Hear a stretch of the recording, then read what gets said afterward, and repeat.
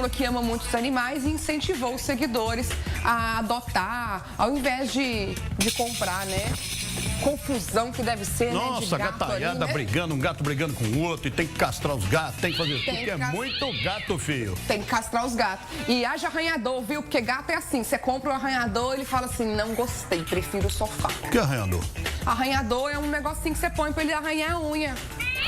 Pode ser feito de barbante, de papelão. Você coloca assim, porque gato precisa arranhar a unha. Precisa arranhar a unha. Eles precisam. Tá bom. Se você não põe um arranhador, ele arranha o sofá. Mas se você põe, ele arranha o sofá também. Então não compra o arranhador. Ô, pessoal, o Balanço Geral vai ficando por aqui. Vem a novela Prova de Amor e em seguida tem o Cidade Alerta com o Luiz Marte. Muito obrigado por essa semana, de verdade. Tá? A gente agradece de coração a sua audiência, a sua companhia de todos os dias. A gente volta na segunda. Excelente final de semana. Se cuidem. Fica com Deus. Obrigada, pessoal. Excelente final de semana pra vocês. Até segunda.